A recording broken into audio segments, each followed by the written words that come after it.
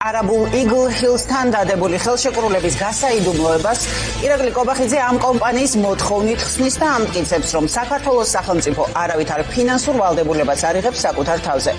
ამ პროექტზე სასაუბრო დივანიშვილის პრემიერი მისსავე პარლამენტმა დაიბარა ინტერპელაციის წესით. თუმცა ოცნების დეპუტატები ამბობენ, რომ კითხვა კობახიძესთან საერთოდ არ აქვს და მათთვის ყველაფერი სანდო და ნათელია. თუმცა ოცნებას როგორც ჩანს უჭირს ამომრჩევლების დარწმუნება, რადგან პროექტის შესახებ ჩაწერილი სარეკლამო ვიდეოს შემდეგ კობახიძე ახლა პარლამენტში მივიდა ამ საკითხზე სასაუბროდ. პასუხგაუცემელი კითხვები მაინც ბევრი რჩება, მაგალითად რა რესურსით შემოდის Eagle Hills-ი ამ პროექტში, შეძლებენ თუ არა საქართველოს მოქალაქეები ამ პროექტით სარგებლობას. სალომე ლაბაძე ისმენს ამ განხილვას ოცნების პარლამენტში. სალომე, დაისვა თუ არა კითხვები ოცნების დეპუტატების მხრიდან კობახიძის მიმართ.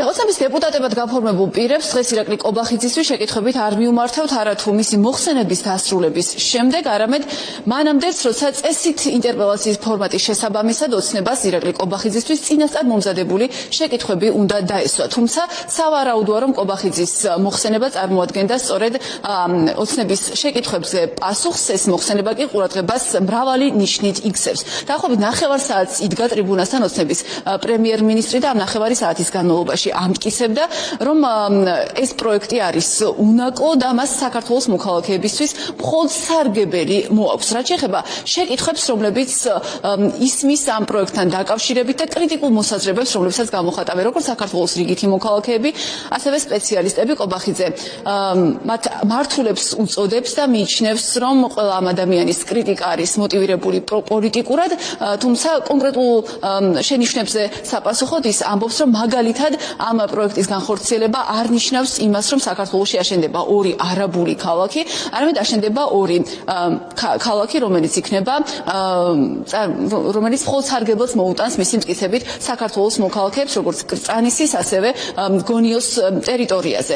კობახიძე გვიმტკიცებს იმასაც, რომ ქართული მიწების გაყიდვას არ ნიშნავს ამ პროექტის განხორციელება, თუმცა მასვე დღეს მოუწია არაბული კომპანიის Eagle Hills-ის პროგნოზის წარმოდგენა, რომლის მიხედვითაც ამ ტერიტორიებზე აშენებული ბინების და საცხოვრებელი სახლების თითქმის 60%, დაახლოებით 60% სავარაუდოდ საერთაშორისო კლიენტების ხელში მოხვდება, ანუ მოხვდება უცხოელების ხელში. კობახიძე კი ამის საპასუხოდ ცდილობს მოქალაქეების დამშვიდებას, იმით რომ ოცნების ვარაუდი არის განსხვავებული და ამ ვარაუდის მიხედვით საქართველოს მოქალაქეების ბინების 80% სავარაუდოდ შეიძენენ საქართველოს მოქალაქეები და მხოლოდ 20% აღმოჩნდება უცხოელების საკუთრებაში, თუმცა კიდევ ერთხელ შეგახსენებთ, რომ ეს არის მხოლოდ ქართული ოცნების პროგნოზი, რომელიც ეწინააღმდეგება თავად Eagle Hills-ის მიერ გავრცელებულ საპროგნოზო მონაცემს. ამ ფონზე კი ირაკლი კობახიძე ისევ გვიმტკიცებს, რომ ქართული მიწების გასხვისებასთან საქმე ამ პროექტის განხორციელების გზით არ გვექნება.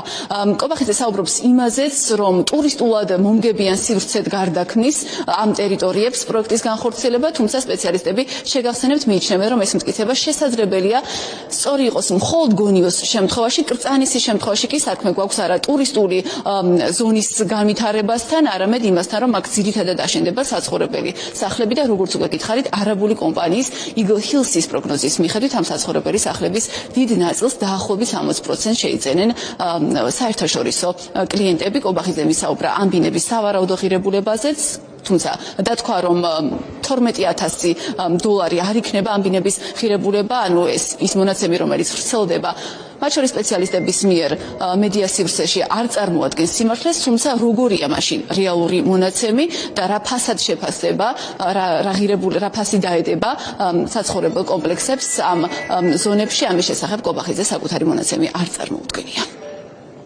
იციან, რომ არავითარი არაბული ქალაქები არ შენდება, იციან, რომ 700 მილიონი შედის წელიწადში ბიუჯეტში, იციან, რომ 11 მილიარდით გაამდიდრებს ქართულ ეკონომიკას ეს პროექტი, მაგრამ მაინც სპეკულირებენ. ეს არის უცხოელი აგენტების ხვედრი და ბედი.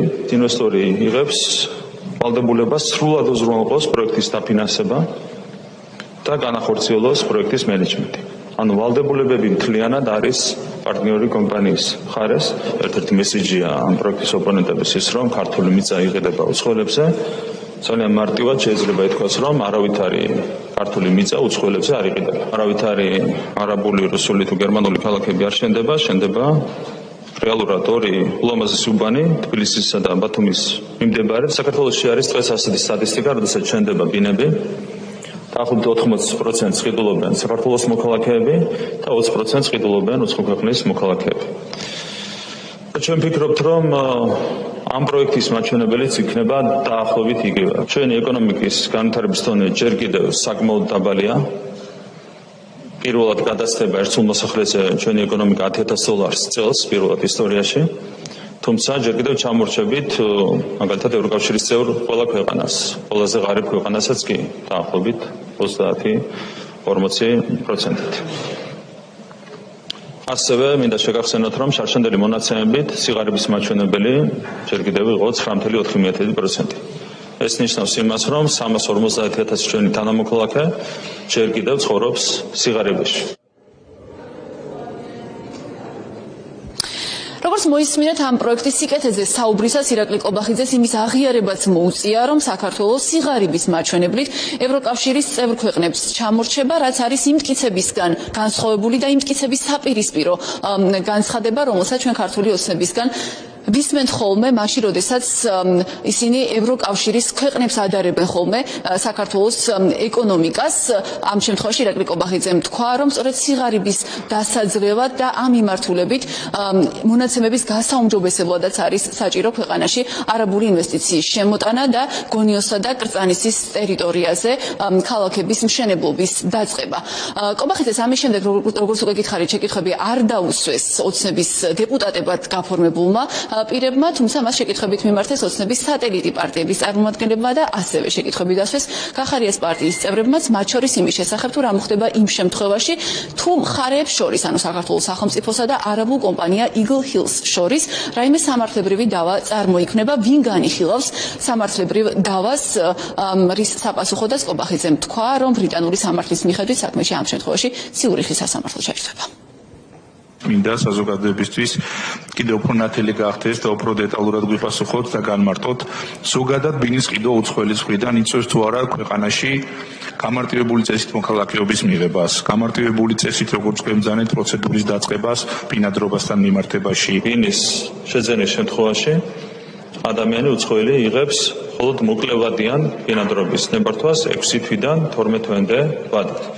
შესაბამისად, ბინის ყიდვასთან ვერავითარი ფორმით ვერ იქნება დაკავშირებული უცხო ქვეყნის მოქალაქის საქართველოში საცხოვრებლად დარჩენა. ვიცით, არაერთ საერთაშორისო არბიტრაჟში წაგებული საქმე და ამ არბიტრაჟის მიერ დაკისრებული მილიონობით დოლარი, გნებავთ ლარი, კიდევ უფრო მეტი ჩვენი და ჩვენი მომავალი თაობის გადასახდელია. რა სამართლებრივ იურისდიქციაში ექცევა ეს კომპანია, რომელიც სახელმწიფომ დაარსა Eagle Hills-თან ერთად და პროექტის განხორციელების პროცესში დავების წარმოშობის შემთხვევაში სად მოხდება ამ დავების გადაწყვეტა. პროექტი ხორციელდება საქართველოს კანონმდებლობის შესაბამისად, თუ წარმოიშვა დავა ორ მხარეს შორის, ან საქართველოს სახელმწიფოსა და კომპანია Eagle Hills შორის, ამ შემთხვევაში მოქმედებს ბრიტანული სამართალი ხელშეკრულების თანახმად და ესეც არის მიღებული პრაქტიკა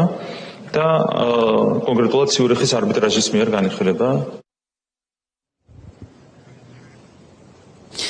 ირაკლი ყობახიძის ინტერპელაცია არაბული ინვესტიციის თემაზე თითქმის 2 საათის განმავლობაში გრძელდებოდა, თუმცა დასრულდა ისე, რომ ოცნების პრემიერს მთავარი შეკითხვისთვის არ უპასუხია. მთავარი შეკითხვა კი არის ის, თუ რას დებს ამ პროექტის განხორციელებაში არაბული კომპანია Eagle Hills-ი, მაშინ როცა დადასტურებით ვიცით, რომ საქართველოს სახელმწიფოს შენატანი 850 ჰექტარს წარმოადგენს ჯამურად კრწანისისა და გონიოს ტერიტორიაზე. აი ამ შეკითხვისთვის ირაკლი ყობახიძეს შეიძლება ითქვას, რომ არ უპასუხია.